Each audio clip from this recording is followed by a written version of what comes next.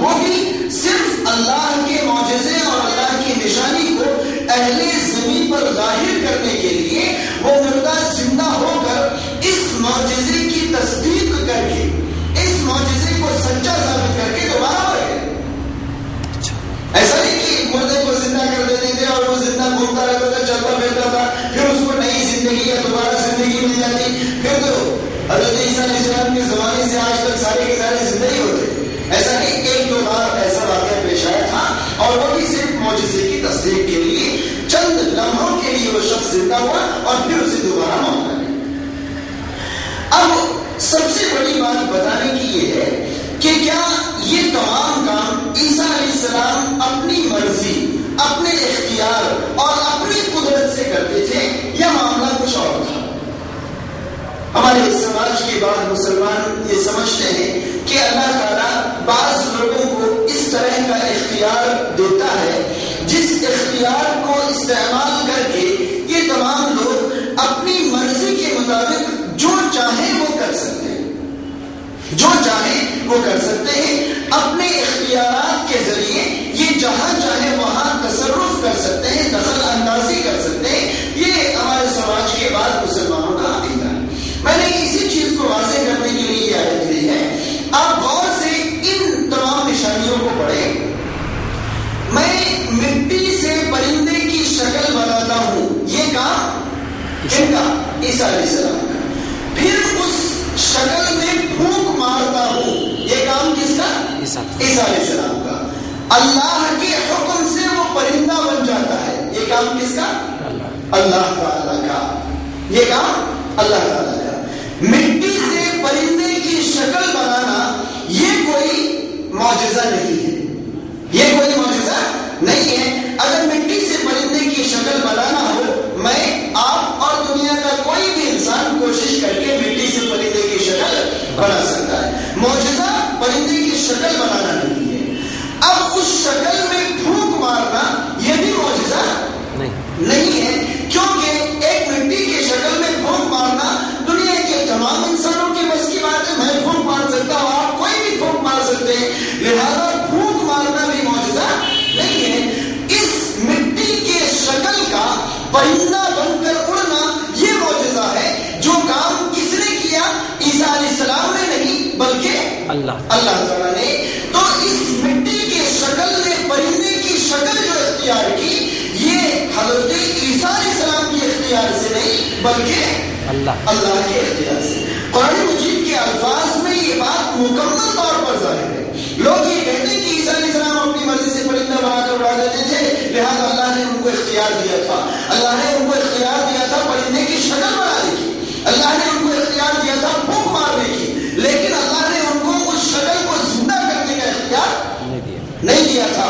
کیوں نہیں دیا تھا؟ اگر اللہ تعالیٰ نے عیسیٰ علیہ السلام کو اس مٹی کے شکل کو اڑانے کا اختیار دیا ہوتا تو بِإِذْنِ اللہ کی کوئی ضرورت نہیں تھی. فیکون طیرا, وہ پرندہ بن کے اڑ جاتا, ایسا کہہ دینا کافی تھا. بِإِذْنِ اللہ, یہاں پر یہ اشارہ مل رہا ہے یا یہاں پر اس بات کی نشاندہی کی گئی ہے کہ اذن اللہ جس کام کے ساتھ جڑا ہوا ہے وہ کام اللہ کا ہے, اور جن کاموں کے ساتھ بِإِذْنِ اللہ نہیں جڑا ہوا ہے وہ کام عیسیٰ علیہ السلام کے. انی اخلق لکم من الطین کہیئۃ الطیر, میں تمہارے سامنے مٹی سے پرندے کی شکل بناتا ہوں. اس کے ساتھ بِإِذْنِ اللہ جوڑا گیا نہیں. بعض لوگ یہ کہتے ہیں اللہ کے حکم سے پرندہ بن کر اڑنے کا مطلب یہ ہے اللہ کی اجازت سے. چونکہ دنیا کا کوئی بھی کام اللہ کی اجازت کے بغیر نہیں ہوتا, لہذا پرندہ بن کر اڑنا بھی اللہ کی اجازت سے ہوا, لیکن اختیار عیسیٰ علیہ السلام کا تھا. بعض لوگ یہ کہتے ہیں بھئی اللہ کے حکم سے تو سارے کام اللہ کے حکم سے تھے, سارے کام اللہ کے حکم سے ہوتے ہیں.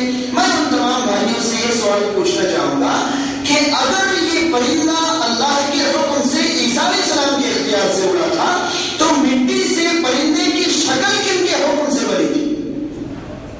یہ بھی تو اللہ کے حکم سے بنی تھی. پھر یہاں پر بِإِذْنِ اللہ کیوں نہیں کہا گیا؟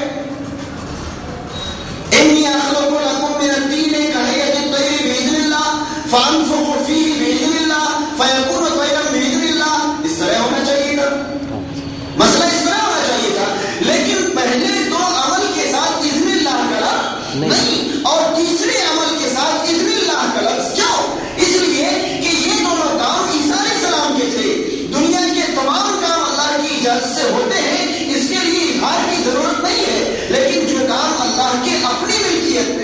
اللہ کے اختیار میں. اس کے ساتھ اللہ رب العالمین نے اپنے حکم کا اظہار فرمایا کہ انہوں نے پرندے مٹی سے پرندے کی شکل بنائی اپنے اختیار سے, اس میں پھونک مارا اپنے اختیار سے, لیکن وہ پرندہ بن کر اڑا بِإِذْنِ اللَّهِ, اللہ کے اختیار سے, اللہ کے اختیار سے. اب آگے بڑھے.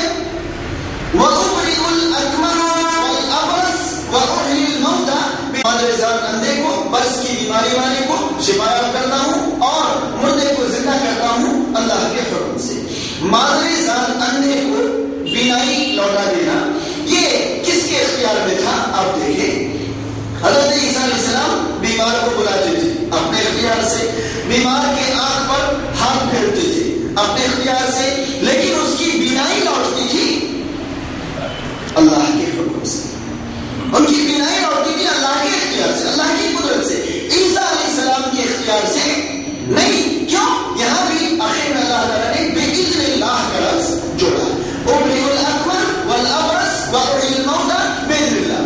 اُبْرِئُ الْأَكْمَحَ کے بعد واو حرف عطف ہے جو کہ بعد کے لفظ کو پہلے کے لفظ کے ساتھ جوڑ رہا ہے. اکمح والابرص وحی الموتى, میں مادرزاد اندھے کو اور برس کی بیماری کو اور مردے کو زندہ کرتا ہوں. اب بِإِذْنِ اللَّهِ گزشتہ تینوں جملوں کے ساتھ ایک ساتھ جڑا ہوا ہے کہ میں مادرزاد اندھے کو بھی اللہ کے حکم سے صحیح کرتا ہوں, برس کی بیماری والے کو بھی اللہ کے حکم سے صحیح کرتا ہوں, اور مردے کو جو میں نے زندہ کیا وہ بھی اللہ کے حکم سے, یعنی اللہ کے اختیار سے, اللہ کی قدرت سے, اپنی قدرت سے نہیں. اگر اپنی قدرت سے کرنا ہوگا تو بِإِذْنِ اللَّهِ کے لفظ کی ضرورت ایک بار کہہ دیا جاتا کہ اللہ تعالیٰ نے مجھے یہ طاقتیں دی اور میں اپنی مرضی سے کرتا ہوں, کافی تھا. لیکن ہر عمل کے ساتھ بِإِذْنِ اللَّهِ مطلب یہ ہے کہ ہر عمل میں اللہ کا اختیار تھا, اللہ کی قدرت تھی, ان کا اختیار اور ان کی قدرت نہیں. مثال کے طور پر مجھے اللہ تعالیٰ نے چلنے کی طاقت دی, مجھے اللہ تعالیٰ نے چلنے کی طاقت دی, میں چل رہا ہوں. اب میں بازار جاؤں اپنی مرضی سے, مسجد جاؤں اپنی مرضی سے, گھر جاؤں اپنی مرضی سے, کہیں جاؤں اپنی مرضی سے. ایک بار اللہ نے مجھے پیر دے دیا تو پیر دینا یہ اللہ کی قدرت تھی, اللہ کا اختیار تھا. اب چلنا یہ کس کا اختیار ہے؟ میرا اختیار ہے. اسی طرح اگر قدرت عیسیٰ علیہ السلام کا ہوتا, اختیار عیسیٰ علیہ السلام کا ہوتا, تو ایک بار کہا جاتا اللہ تعالیٰ نے مجھے پرندے کو زندہ کر کے اڑانے کی, اندھوں کو, برس کی بیماریوں کو, مردوں کو زندہ کرنے کی طاقت دی, جو لوگ کھا کر آتے ہیں گھر میں رکھ کے آتے ہیں ان کو بیان کرنے کی طاقت دی, اور اب میں کیا کرتا ہوں؟ پرندے بنا کر اڑاتا ہوں, اندھوں کو, برس کی بیماری والوں کو, مردوں کو زندہ کرتا ہوں, جو گھروں سے کھا کر آتے ہیں, چھوڑ کر آتے ہیں, ان کو بیان کرتا ہوں. اگر اس طرح کا جملہ ہوتا تو یہ ثابت ہوتا کہ تمام قسم کے اختیارات ان تمام کاموں میں عیسیٰ علیہ السلام تھے. لیکن جملہ اس طرح کا نہیں ہے, اظہار اس طرح سے نہیں کیا گیا, بلکہ ایک ایک کام کے ساتھ اِذْنِ اللَّهِ کا لفظ جوڑا گیا. یہ اِذْنِ اللَّهِ اس بات کی جانب نشاندہی کر رہا ہے, اشارہ کر رہا ہے کہ ایک ایک کام میں مرضی اللہ کی تھی, اختیار اللہ کا تھا, قدرت اللہ کی تھی. اللہ تعالیٰ نے اس قسم کی قدرت, اس قسم کا تصرف, اس قسم کا اختیار اپنے علاوہ اور کسی کو دیا ہی نہیں. وَلَيْسَ لَهُ شَرِيكٌ فِي الْمُلْكِ, اللہ کی بادشاہت میں کوئی بھی اس کا شریک نہیں ہے. أَلَا الْأَمْرُ كُلُّهُ لِلَّهِ, تمام قسم کا حکم, تمام قسم کا اختیار صرف اللہ کے پاس ہے. اللہ نے اپنا اختیار کسی کو بھی نہیں.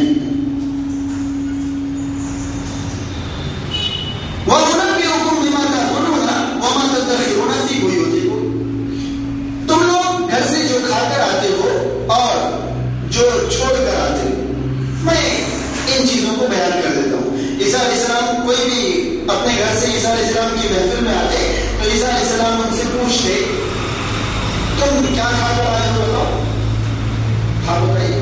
تو آپ نے روٹی کھائی, آپ نے روٹی کھائی, روٹی کے ساتھ تھوڑا سالن کھایا ہے, اتنی روٹی کھائی ہے اور اتنی بچا کر. یہ چیز اللہ تعالیٰ ان کو معلوم کرا تھا, اور حضرت عیسیٰ علیہ السلام قوم کے لوگوں کی یہ باتیں بتایا کرتے تھے, اور یہ تمام چیزیں اللہ کے حکم اور اللہ کے اختیار سے, اللہ کی اجازت سے ہوا کرتا تھا. ان فی ذلک لآیۃ لکم ان کنتم مؤمنین, یہ تمام چیزیں,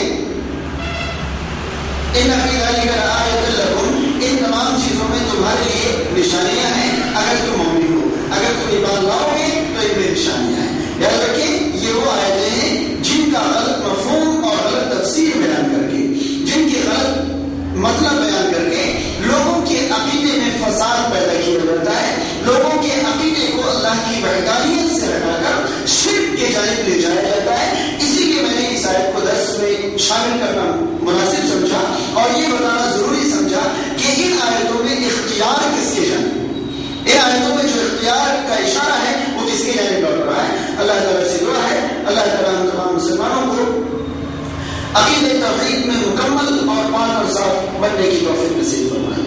اللہ تعالیٰ ہم تمام مسلمانوں کو تمام قسم کی مرضی اور اختیارات کروانے صرف اللہ رب العالمین کو سمجھنے کی توفیق نصیب فرمائے. اللہ تعالیٰ ہم تمام مسلمانوں کو قرآن اور سنت کی تعلیمات کے مطابق اپنی زندگی گزارنے کی توفیق نصیب کرے. اقول قولی ھذا واستغفر اللہ